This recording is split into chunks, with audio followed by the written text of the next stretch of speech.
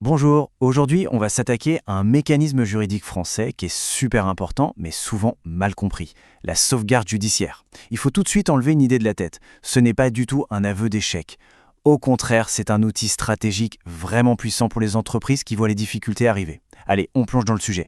La toute première chose à bien comprendre, c'est cette différence fondamentale. La sauvegarde, c'est préventif. L'entreprise agit avant de ne plus pouvoir payer ses factures. Ça n'a rien à voir avec le redressement judiciaire, qui lui intervient quand le mal est fait, quand l'entreprise est déjà en situation de crise. C'est vraiment le jour et la nuit. Voici le programme du jour. On va suivre cette feuille de route étape par étape pour que tout soit bien clair, de la définition de base jusqu'aux options plus spécifiques. C'est parti. Alors, on commence par les bases. Il faut voir cette première étape comme un signal d'alarme. C'est le moment où une entreprise, qui sent que les choses se compliquent, décide d'aller voir un spécialiste avant que la maladie ne devienne vraiment grave. Donc, qu'est-ce que c'est en clair ? Eh bien, c'est une procédure légale, une sorte de bouclier, dont le but est d'aider une entreprise à se réorganiser. Le mot le plus important ici, c'est survie. On ne cherche pas à fermer boutique, on cherche à trouver des solutions pour repartir sur des fondations solides. Et cette procédure, elle a 3 buts bien précis, 3 piliers qui sont tournés vers l'avenir. Premièrement, faire en sorte que l'activité continue. Deuxièmement, et c'est crucial, sauver les emplois. Et troisièmement, bien sûr, trouver un moyen organisé et réaliste pour rembourser les dettes. Bon, maintenant qu'on sait ce que c'est, une question se pose.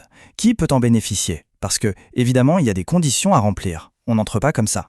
Et là, attention, c'est le point clé. Il y a 2 conditions, et il faut remplir les 2. La première, l'entreprise n'est pas encore en cessation de paiement. C'est-à-dire qu'au jour J, elle peut encore payer ce qu'elle doit. La deuxième, elle doit prouver qu'elle fait face à des difficultés qu'elle ne pourra pas surmonter toute seule. En gros, c'est pour l'entreprise qui voit l'ouragan arriver au loin, mais dont le bateau flotte encore. Le champ d'application est très large. Ça concerne quasiment tout le monde. Commerçants, artisans, agriculteurs, professions libérales, sociétés, associations.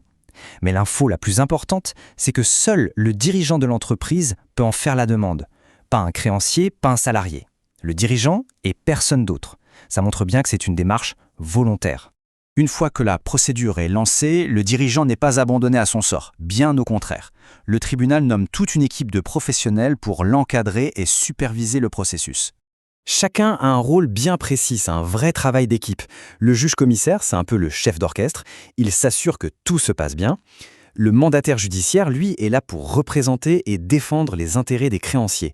Et l'administrateur judiciaire, c'est une sorte de coach qui vient aider le dirigeant à piloter l'entreprise pendant cette période délicate. C'est un système bien équilibré. Dès que le tribunal donne son feu vert, on entre dans une phase capitale, la période d'observation. C'est vraiment le cœur du réacteur. C'est un moment de pause, une véritable bouffée d'oxygène pour l'entreprise. Mais attention, cette pause a une durée limitée. C'est 6 mois, qui peuvent être renouvelés une seule fois. Donc au maximum, on a 1 an pour faire un diagnostic complet de la situation et pour construire un plan d'action solide. Et c'est là que le dispositif devient vraiment puissant. Pendant cette période, l'entreprise est sous haute protection.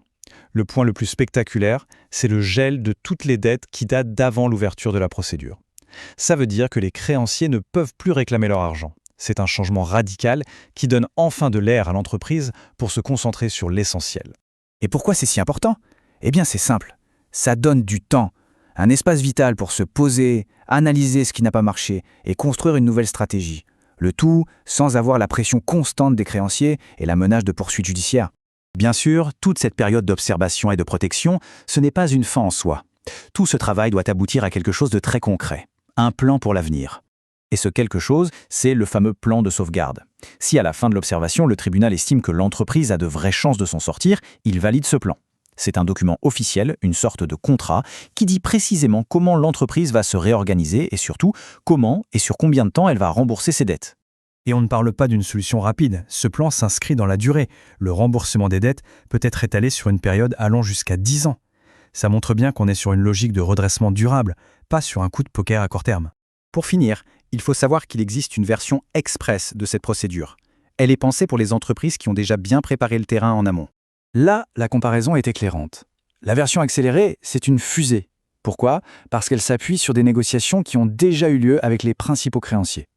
Et il y a une particularité très intéressante, elle est accessible même si l'entreprise a cessé ses paiements depuis moins de 45 jours.